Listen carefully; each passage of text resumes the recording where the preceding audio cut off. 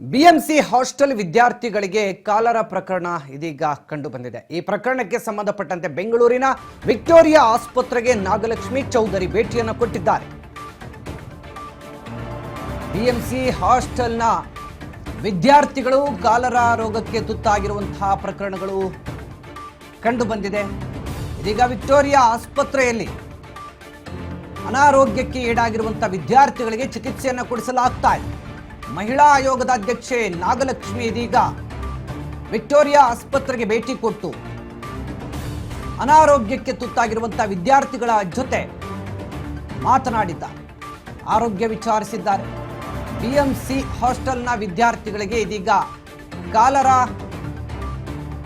ಪ್ರಕರಣಕ್ಕೆ ಸಂಬಂಧಪಟ್ಟಂತೆ ಇದೀಗ ಮಹಿಳಾ ಆಯೋಗ ಸೂಕ್ತ ತನಿಖೆಗೆ ಆಗ್ರಹ ಮಾಡಿದೆ.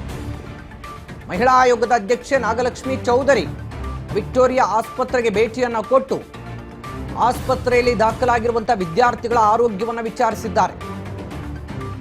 ವಿದ್ಯಾರ್ಥಿನಿಯರ ಸಮಸ್ಯೆ ಆಲಿಸಿದ್ದಾರೆ ಅಧ್ಯಕ್ಷೆ ಡಾಕ್ಟರ್ ನಾಗಲಕ್ಷ್ಮಿ.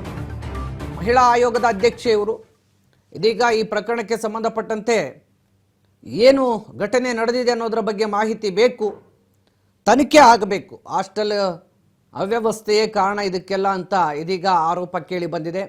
ಹಾಸ್ಟೆಲ್ನಲ್ಲಿ ಸರಿಯಾದ ವ್ಯವಸ್ಥೆ ಇಲ್ಲದೆ ಈ ರೀತಿ ಕಾಲರ ರೋಗಕ್ಕೆ ವಿದ್ಯಾರ್ಥಿಗಳು ತುತ್ತಾಗುವಂಥ ಪರಿಸ್ಥಿತಿ ನಿರ್ಮಾಣ ಆಗಿದೆ ಅನ್ನುವಂಥ ಮಾಹಿತಿ ಸಿಗ್ತಾ ಇದೆ.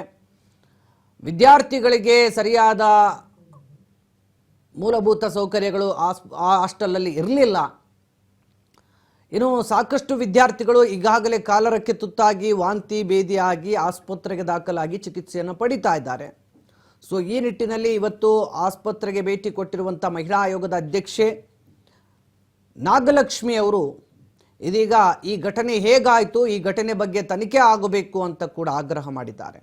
ವಿದ್ಯಾರ್ಥಿಗಳ ಜೊತೆ ಮಾತನಾಡಿ ವಿದ್ಯಾರ್ಥಿಗಳ ಹತ್ರ ಮಾಹಿತಿಯನ್ನು ಕಲೆ ಹಾಕಿದ್ದಾರೆ. ಇವರೆಲ್ಲ ಕೂಡ ಮುಂದೆ ಡಾಕ್ಟರ್ ಆಗೋರು,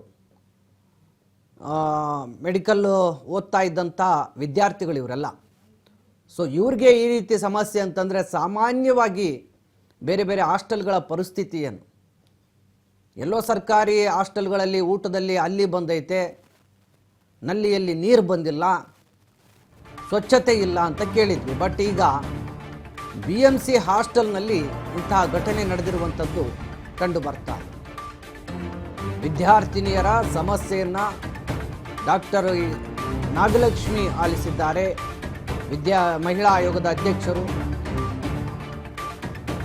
ಇದೀಗ ಮಹಿಳಾ ಆಯೋಗದ ಅಧ್ಯಕ್ಷೆ ನಾಗಲಕ್ಷ್ಮಿ ಚೌಧರಿ ವಿದ್ಯಾರ್ಥಿಗಳನ್ನು ಭೇಟಿ ಮಾಡಿ ಮಾತನಾಡಿದ್ದಾರೆ. ಸುಮೋಟೋ ಕೇಸ್ ದಾಖಲಿಸಿ ಅಂತ ಹೇಳಿದ್ದಾರೆ. ಸುಮೋಟೋ ಕೇಸ್ ದಾಖಲಿಸಬೇಕು, ಮತ್ತೆ ಹಾಸ್ಟೆಲ್ನ ಆಡಳಿತ ಮಂಡಳಿ ವಿರುದ್ಧ ಕ್ರಮ ಆಗಬೇಕು. BMCRI ಹಾಸ್ಟೆಲ್ ವಿರುದ್ಧ ಸುಮೋಟೋ ಕೇಸನ್ನು ದಾಖಲಿಸಿ ಅಂತ ಆಗ್ರಹ ಮಾಡಿದ್ದಾರೆ ಮಹಿಳಾ ಆಯೋಗದ ಅಧ್ಯಕ್ಷೆ ಡಾಕ್ಟರ್ ನಾಗಲಕ್ಷ್ಮಿ ಅವರು. ಈ ಘಟನೆ ಹೇಗಾಯಿತು, ಎಷ್ಟು ದಿನದಿಂದ ಈ ರೀತಿಯ ನಿರ್ಲಕ್ಷ್ಯ ಇಲ್ಲಿ ಸಿಬ್ಬಂದಿ ತೋರ್ತಾ ಇದ್ದಾರೆ, ಎಷ್ಟು ವಿದ್ಯಾರ್ಥಿಗಳು ಇದಕ್ಕೆಲ್ಲ ಈಗ ಒಂದು ರೀತಿ ಸಮಸ್ಯೆಗೀಡಾದರು, ಎಲ್ಲ ವಿಚಾರಗಳ ಕುರಿತಾಗಿ ಇದೀಗ ಮಾಹಿತಿಯನ್ನು ಕಲೆ ಹಾಕಿದ್ದಾರೆ.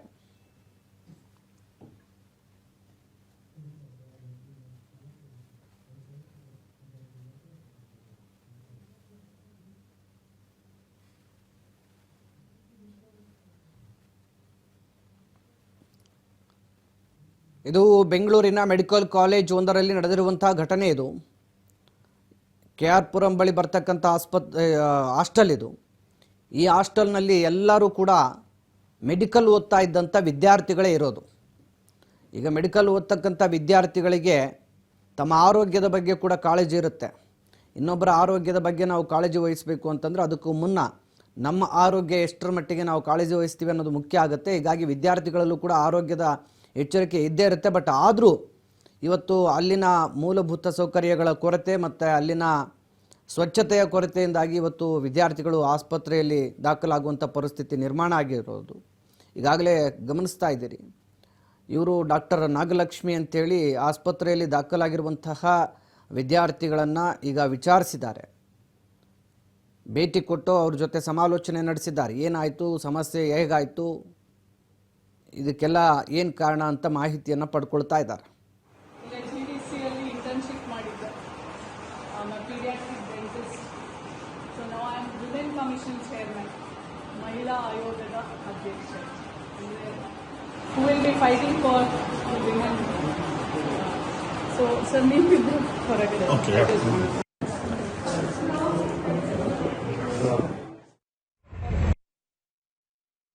ಗಲೀಜಿದೆ.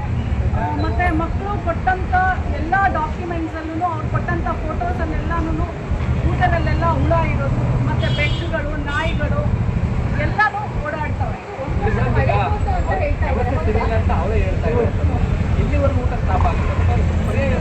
ಪರ್ಯಾಯ ವ್ಯವಸ್ಥೆ ಆಲ್ರೆಡಿ ಈಗ ಮೆಡಿಕಲ್ ಸೆಕ್ರೆಟರಿ ಬಂದಿರೋದ್ರಿಂದ ಈಗ ಊಟ ವಿಕ್ಟೋರಿಯಾ ಹಾಸ್ಪಿಟಲ್ ಇಂದ ಬರ್ತಾ ಇದೆ, ಅವರೆಲ್ಲರಿಗೂ ಅರೇಂಜ್ ಮಾಡಿದ್ದಾರೆ.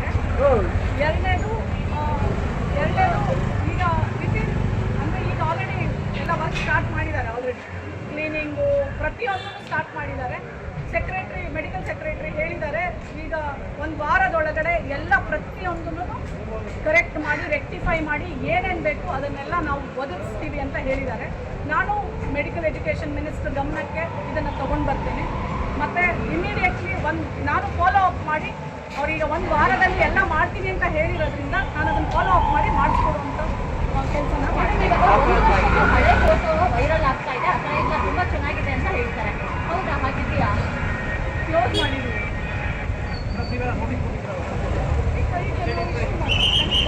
ವಿಮೆನ್ ಕಮಿಷನಿಂದ ಆಲ್ರೆಡಿ ಅವ್ರಿಗೆ ಲೆಟರ್ನ ಸಹ ಕೊಟ್ಟಿದ್ದೀವಿ. ಸೊ ಅದಕ್ಕೆ ಅವರು ಉತ್ತರನೂ ಕೊಡಬೇಕು ವಿತ್ ದ ಡಾಕ್ಯುಮೆಂಟ್. ಈಗ 6 months 1 ವರ್ಷದಿಂದ ಏನೇನು ಸರ್ವಿಸ್ ಮಾಡಿದ್ದಾರೆ, ಯಾವ್ಯಾವ ರೀತಿ ಹಾಸ್ಟೆಲ್ಸ್ಗೆ ಒಂದು ನಾರ್ಮ್ಸ್ ಇರುತ್ತೆ, ಇದೇ ಥರ ಇರಬೇಕು ಅಂತ. ಆ ನಾರ್ಮ್ಸ್ ಎಲ್ಲದಕ್ಕೂ ಅವರು ನನಗೆ ಸೂಕ್ತ ಡಾಕ್ಯುಮೆಂಟ್ಸ್ನ ಅವ್ರು ಒದಗಿಸ್ಬೇಕು. ಸೊ ಅವ್ರ ಹತ್ರ ಇಲ್ಲ, ಈಗ ನಾವು ಚೆಕ್ ಮಾಡಿದ್ದೀವಿ.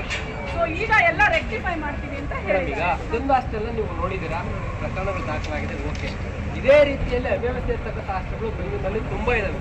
ಹಾಗಾಗಿ ತಾವೇನಾದರೂ ಸುಮೋಟಕ್ಕೆ ತುಂಬ ಗಲೀಜಿದೆ. ಮತ್ತು ಮಕ್ಕಳು ಕೊಟ್ಟಂಥ ಎಲ್ಲ ಡಾಕ್ಯುಮೆಂಟ್ಸಲ್ಲೂ ಅವ್ರು ಕೊಟ್ಟಂಥ ಫೋಟೋಸನ್ನೆಲ್ಲನೂ ಊಟದಲ್ಲೆಲ್ಲ ಹುಳ ಇರೋದು, ಮತ್ತು ಬೆಕ್ಕುಗಳು, ನಾಯಿಗಳು ಎಲ್ಲನೂ ಓಡಾಡ್ತವೆ. ಅಂತ ಅವರೇ ಹೇಳ್ತಾ ಇದ್ದಾರೆ. ಇಲ್ಲಿವರೆಗೂ ಊಟ ಸ್ಟಾಪ್ ಆಗಿದೆ. ಪರ್ಯಾಯ ವ್ಯವಸ್ಥೆ ಆಲ್ರೆಡಿ ಈಗ ಮೆಡಿಕಲ್ ಸೆಕ್ರೆಟರಿ ಬಂದಿರೋದ್ರಿಂದ ಈಗ ಊಟ ವಿಕ್ಟೋರಿಯಾ ಹಾಸ್ಪಿಟಲ್ ಇಂದ ಬರ್ತಾ ಇದೆ, ಅವರೆಲ್ಲರಿಗೂ ಅರೇಂಜ್ ಮಾಡಿದ್ದಾರೆ. ಎರಡನೇದು ಈಗ ಮಾಹಿತಿಯನ್ನು ಕೊಡ್ತಾ ಹೋಗ್ತಾರೆ. ನನ್ನ ಸಹೋದ್ಯೋಗಿ ಹರ್ಷಿತಾ ಪಾಟೀಲ್ ಈಗ ಫೋನ್ ಸಂಪರ್ಕದಲ್ಲಿ ಜಾಯ್ನ್ ಆಗ್ತಾ ಇದ್ದಾರೆ. ಹರ್ಷಿತಾ, ಇವತ್ತು ಮೆಡಿಕಲ್ ಓದ್ತಕ್ಕಂಥ ವಿದ್ಯಾರ್ಥಿಗಳೇ ಈ ರೀತಿಯಾಗಿ ಅನಾರೋಗ್ಯಕ್ಕೀಡಾಗಿ ಆಸ್ಪತ್ರೆ ಪಾಲಾಗುವಂಥ ಪರಿಸ್ಥಿತಿ ಹಾಸ್ಟೆಲ್ಗಳಲ್ಲಿದೆ ಅಂತಂದರೆ ಹೆಂಗೆ ಪರಿಸ್ಥಿತಿ ಮುಂದೆ? ಬೇರೆ ಹಾಸ್ಟೆಲ್ಗಳ ಪರಿಸ್ಥಿತಿ ಹೇಗಿರಬಹುದು? ಈಗ ಸದ್ಯ ಈ ಬಗ್ಗೆ ಏನು ಹೇಳ್ತಾ ಇದ್ದಾರೆ ಅಂತ ಸ್ಥಳಕ್ಕೆ ಬಂದಿರುವಂಥ ಆರೋಗ್ಯಾಧಿಕಾರಿಗಳಾಗಿರ್ಬೋದು, ವಿದ್ಯಾರ್ಥಿಗಳ ಪೋಷಕರಾಗಿರ್ಬೋದು, ವಿದ್ಯಾರ್ಥಿಗಳಾಗಿರ್ಬೋದು, ಏನು ಹೇಳ್ತಿದ್ದಾರೆ? ಎಸ್ ವಿಜಯ್ ಭಾಸ್ಕರ್, ಇತ್ತೀಚೆಗೆ ಮಹಾರಾಷ್ಟ್ರದಲ್ಲಿ ಬೇದಿ ಮತ್ತು ವಾಂತಿ ಲಕ್ಷಣದಿಂದ ಇನ್ನು 27 ವರ್ಷದ ಮಹಿಳೆ ಖಾಸಗಿ ಆಸ್ಪತ್ರೆಗೆ ದಾಖಲಾಗಿದ್ದು, ಮತ್ತೆ ಈ ಮೊದಲ ಪರೀಕ್ಷೆಗೆ ಒಳಪಡಿಸಿದಾಗ ಆ ಒಂದು ಮಹಿಳೆಗೆ ಕಾಲರ ಪತ್ತೆಯಾಗಿತ್ತು. ಇದರ ಬೆನ್ನಲ್ಲೇ ಕಲ್ಚರ್ ಟೆಸ್ಟ್ ಮಾಡೋಕ್ಕೂ ಕೂಡ ಆರೋಗ್ಯ ಇಲಾಖೆ ಮುಂದಾಗಿತ್ತು. ಇದರ ಬೆನ್ನಲ್ಲೇ ಇದೀಗ ಬೆಂಗಳೂರು ವೈದ್ಯಕೀಯ ಕಾಲೇಜಿನಲ್ಲಿ ಕೂಡ ಕಾಲರ ಪತ್ತೆಯಾಗಿರುವಂತದ್ದು. ಸದ್ಯ ನಿನ್ನೆ ಕಳೆದ ರಾತ್ರಿ 47 ವಿದ್ಯಾರ್ಥಿಗಳು ಕೂಡ ಆಸ್ಪತ್ರೆಗೆ ದಾಖಲಾಗಿದ್ರು. ಸದ್ಯ ಆ ಒಂದು ವಿದ್ಯಾರ್ಥಿಗಳಲ್ಲಿ ಇಬ್ಬರಿಗೇನು ಕಾಲರ ಒಂದು ಪತ್ತೆ ಆಗಿರೋದು, ಪಾಸಿಟಿವ್ ಆಗಿ ಪತ್ತೆ ಆಗಿರುವಂತದ್ದು. ಸದ್ಯ ಈ ಒಂದು ವಿದ್ಯಾರ್ಥಿಗಳಿಗೆ ಈಗ ಮುಖ್ಯವಾಗಿ ಹೇಳೋದಾದ್ರೆ ಅಲ್ಲಿ ಒಂದು ಕುಡಿಯುವ ನೀರಿನ ಕಲುಷಿತ ನೀರನ್ನ ಕುಡಿದಿರೋದ್ರಿಂದ ಈ ಒಂದು ರೋಗ ಒಂದು ಹುಟ್ಕೊಂಡಿರುವಂತದ್ದು ಒಂದು ಶಂಕೆ ಕೂಡ ವ್ಯಕ್ತ ಆಗ್ತಾ ಇದೆ. ಆದ್ರೆ ಈ ಬಗ್ಗೆ ಏನು ಸಾಕಷ್ಟು ಚರ್ಚೆಗಳು ಕೂಡ ಮಾಡ್ಲಾಗ್ತಾ ಇತ್ತು. ಅಲ್ಲಿಯ ಒಂದು ಕಾಲೇಜಿನ ಡೀನ್ ಆಗಿರುವಂತಹ ರಮೇಶ್ ಕೃಷ್ಣ ಅವರು ಕೂಡ ಹೇಳಿದ್ರು, ಇದು ಅಲ್ಲಿ ಒಂದು ರಿಪೇರಿ ನಡೀತಾ ಇದೆ, ವಾಟರ್ ಟ್ಯಾಂಕ್ ಫಿಲ್ಟರ್ ನೀರು ಆಗ್ತಾ ಇಲ್ಲ, ಸದ್ಯ ಅಲ್ಲಿ ರಿಪೇರಿ ನಡೀತಾ ಇರೋದ್ರಿಂದ ಈ ರೀತಿಯಾಗಿ ಒಂದು ಘಟನೆ ಸಂಭವಿಸಿರೋದು. ಆದ್ರೆ ಈ ಒಂದು ನೀರಿನಿಂದಲೇ ಆಗಿದೆ ಅನ್ನೋದು ಕೂಡ ಹೇಳಕ್ಕಾಗಲ್ಲ. ಯಾಕಂತಂದ್ರೆ ಒಂದು ಎಲ್ಲ ವಿದ್ಯಾರ್ಥಿಗಳು ನೀರಿಂದಲೇ ಆಗಿದ್ದಿದ್ರೆ ಎಲ್ಲ ವಿದ್ಯಾರ್ಥಿಗಳು ಕೂಡ ಅಡ್ಮಿಟ್ ಆಗ್ಬೇಕಿತ್ತು. ಆದ್ರೆ ಕೆಲವು ವಿದ್ಯಾರ್ಥಿಗಳಿಗೆ ಮಾತ್ರ ಆಗಿರೋದ್ರಿಂದ ಇದು ಫುಡ್ ಪಾಯ್ಸನ್ ಆಗಿದೆ ಅನ್ನೋಂತ ಒಂದು ಹಾರಿಕೆ ಉತ್ತರನ ಕೊಡ್ತಾ ಇದ್ರೆ. ಆದ್ರೆ ಹಾಸ್ಟೆಲ್ ನಲ್ಲಿ ನೋಡೋದಾದ್ರೆ ಸಾಕಷ್ಟು ಸಮಸ್ಯೆಗಳು ಇದೆ ಅನ್ನೋಂಥದ್ದು ಕೂಡ ಈಗಾಗಲೇ ತಿಳಿದು ಬಂದಿದೆ. ಇನ್ನು ಆಸ್ಪತ್ರೆಗೆ ಕೂಡ ಇನ್ನು ರಾಜ್ಯ ಮಹಿಳಾ ಆಯೋಗದ ಅಧ್ಯಕ್ಷರಾದಂತಹ ನಾಗಲಕ್ಷ್ಮಿ ಅವರು ಕೂಡ ಅಲ್ಲಿ ಭೇಟಿಯನ್ನ ನೀಡಿದ್ರು. ಸೊ ಅವರು ಭೇಟಿಯನ್ನ ನೀಡಿದಾಗಲೂ ಕೂಡ ಅವರು ಹೇಳ್ತಾ ಇದ್ರು ಸಾಕಷ್ಟು ವಿದ್ಯಾರ್ಥಿಗಳು ಕೂಡ ಕಂಪ್ಲೇಂಟ್ ಅನ್ನ ಮಾಡಿದ್ದಾರೆ. ಅಲ್ಲಿ ಕುಡಿಯುವ ನೀರಿನ ವ್ಯವಸ್ಥೆ ಇಲ್ಲ, ಆಮೇಲೆ ಫುಡ್ ಕೂಡ ಸರಿಯಾಗಿರೋದಿಲ್ಲ, ಅದರಲ್ಲಿ ಹುಳುಗಳು ಇರುತ್ತವೆ, ಆಮೇಲೆ ಹಾಸ್ಟೆಲ್ ನಲ್ಲೂ ಕೂಡ ಅನ್ಹೈಜಿನ್ ಆಗಿ ಇರೋದ್ರಿಂದ ಈ ಒಂದು ರೋಗಗಳು ಕೂಡ ಹುಟ್ಕೊಳ್ತಾ ಇದಾವೆ ಅನ್ನುವಂತ ಮಾತನ್ನು ಕೂಡ ಹಲವು ವಿದ್ಯಾರ್ಥಿಗಳು ಕೂಡ ಕಂಪ್ಲೇಂಟ್ ಅನ್ನ ನೀಡುವಂತದ್ದು. ಸ್ವತಃ ಖುದ್ದಾಗಿ ನಾಗಲಕ್ಷ್ಮಿ ಚೌಧರಿ ಅವರಲ್ಲಿ ಭೇಟಿಯನ್ನ ನೀಡಿದ್ರು. ಅಷ್ಟೇ ಅಲ್ಲದೆ ಆಸ್ಪತ್ರೆಗೂ ಕೂಡ ಭೇಟಿಯನ್ನ ನೀಡಿ ಅಲ್ಲಿ ವಿದ್ಯಾರ್ಥಿಗಳ ಒಂದು ಯೋಗಕ್ಷೇಮವನ್ನು ಕೂಡ ವಿಚಾರಿಸಿದ್ದಾರೆ. ಸದ್ಯ ಈ ಒಂದೊಂದು ಹಾಸ್ಟೆಲ್ ಫುಡ್ ಕೂಡ ಅವಾಯ್ಡ್ ಮಾಡಲಾಗಿದೆ, ಹಾಸ್ಟೆಲ್ ಕಿಚನ್ ಅನ್ನ ಸೀಸ್ ಮಾಡಲಾಗಿರುವಂತದ್ದು. ಸದ್ಯ ಅಲ್ಲಿ ಒಂದು ಕಿಚನ್ ಅಲ್ಲಿ ಅನ್ಹೈಜಿನ್ ಆಗಿ ಕೂಡ ಸಾಕಷ್ಟು ಪತ್ತೆ ಆಗಿರುವಂತದ್ದು. ಯಾವುದೇ ರೀತಿಯಾಗಿ ಫುಡ್ ಅಲ್ಲಿ ಕ್ಲೀನ್ ಆಗಿರೋದಿಲ್ಲ ಅನ್ನುವಂಥದ್ದು ಕೂಡ ಹೇಳಲಾಗ್ತಾ ಇದೆ. ಸದ್ಯ ವಾರ್ಡನ್ ಮೇಲೂ ಕೂಡ ಆಕ್ಷನ್ ಅನ್ನ ತಗೊಳ್ಳಲಾಗುತ್ತೆ ಅನ್ನುವಂತ ಮಾತನ್ನು ಕೂಡ ಹೇಳ್ತಾರೆ. ಈ ಘಟನೆಯ ಬಗ್ಗೆ ಮಹಿಳಾ ಆಯೋಗದಲ್ಲಿ ಈಗ ಸುಮೋಟ್ ಕೇಸ್ ಕೂಡ ದಾಖಲಿಸಿಕೊಳ್ಳಲಾಗಿದೆ. ಇನ್ನು ವಿದ್ಯಾರ್ಥಿನಿಯರಲ್ಲಿ ಏನು ವ್ಯವಸ್ಥೆ ಬಗ್ಗೆ ಅವರು ಕೂಡ ಖುದ್ದಾಗಿ ವಿದ್ಯಾರ್ಥಿಗಳ ಜೊತೆ ಮಾತನಾಡಿದಾಗ ಅಲ್ಲಿ ಒಂದು ಸಮಸ್ಯೆನ ಬಗೆಹರಿಸ್ತೀವಿ, ವಸತಿ ನಿಲಯಕ್ಕೆ ಏನು ವಿಕ್ಟೋರಿಯಾ ಆಸ್ಪತ್ರೆಯಿಂದಲೇ ಕೂಡ ಊಟ ಹೋಗ್ಬೇಕು ಅನ್ನೋ ಒಂದು ಎಚ್ಚರಿಕೆಯನ್ನು ಕೂಡ ಅವರು ನೀಡಿರುವಂತದ್ದು. ಸದ್ಯ ಈ ಒಂದು ಒಟ್ಟಾಗಿ ನೋಡಿದ್ರೆ ಈ ಒಂದು ಬಿಸಿಲಿನ ತಾಪಕ್ಕೆ ಹಲವು ರೋಗಗಳು ಕೂಡ ತುತ್ತಾಗ್ತಾ ಇವೆ. ಅದರಲ್ಲೂ ಕೂಡ ಹಾಸ್ಟೆಲ್ ನಲ್ಲಿ ಈ ರೀತಿಯಾಗಿ ಅನ್ಹೈಜಿನ್ ಆಗಿರೋದ್ರಿಂದ ಅದರಲ್ಲೂ ಪ್ರಮುಖವಾಗಿ ವೈದ್ಯಕೀಯ ಕಾಲೇಜಿನಲ್ಲಿ ವೈದ್ಯಕೀಯ ವಿದ್ಯಾರ್ಥಿಗಳಿಗೆ ಈ ರೀತಿಯಾಗಿ ಅವ್ಯವಸ್ಥೆ ಇರೋ ಒಂದು ತಾಂಡ ಮಾಡ್ತಾ ಇದೆ. ಇನ್ನು ಬೇರೆ ಕಡೆಗಳಲ್ಲಿ ಯಾವ ರೀತಿಯಾಗಿ ಇರುತ್ತೆ ಅನ್ನೋದು ಕೂಡ ಒಂದು ದೊಡ್ಡ ಪ್ರಶ್ನೆ ಆಗಿರುವಂತದ್ದು. ಸದ್ಯ ಈಗ ಖುದ್ದಾಗಿ ನಾಗಲಕ್ಷ್ಮಿ ಅವರು ಎಲ್ಲ ವಿದ್ಯಾರ್ಥಿಗಳನ್ನ ಕೂಡ ಮಾತಾಡ್ಸ್ಕೊಂಡಿದ್ದಾರೆ, ಅವರ ಆರೋಗ್ಯನ ಕೂಡ ವಿಚಾರಿಸ್ಕೊಂಡಿದ್ದಾರೆ. ಸದ್ಯಕ್ಕೆ ಇಬ್ಬರು ವಿದ್ಯಾರ್ಥಿಗಳಲ್ಲಿ ಕಾಲ್ರ ಪಾಸಿಟಿವ್ ಪತ್ತೆ ಆಗಿದೆ. ಸದ್ಯ ಇನ್ನು ರಿಪೋರ್ಟ್ ಟೆಸ್ಟ್ ಕೂಡ ಬರುವಂತ ನಿರೀಕ್ಷೆ ಇದೆ. ಸದ್ಯ ನಾಳೆ ಕಾದು ನೋಡಬೇಕಾಗಿದೆ. ಸೋಮವಾರದವರೆಗೂ ಕೂಡ ರಿಪೋರ್ಟ್ ಬರುತ್ತೆ, ಯಾವ ರೀತಿಯಾಗಿ ವಿದ್ಯಾರ್ಥಿಗಳಲ್ಲಿ ಲಕ್ಷಣಗಳು ಕಾಣಿಸ್ತಾ ಇದೆ, ಆಮೇಲೆ ಇಡೀ ಹಾಸ್ಟೆಲ್ ವಿದ್ಯಾರ್ಥಿಗಳಲ್ಲೂ ಕೂಡ ಇನ್ನು ಟೆಸ್ಟ್ ಅನ್ನು ಮಾಡ್ತಾರೆ ಅನ್ನುವಂಥದ್ದು ನಾವು ಕಾದು ನೋಡ್ಬೇಕಾಗಿರೋದು. ಥ್ಯಾಂಕ್ ಯು ಹರ್ಷಿತಾ ಪಟೇಲ್ ತಮ್ಮೆಲ್ಲ ಮಾಹಿತಿಗಾಗಿ. ಒಟ್ಟಿನಲ್ಲಿ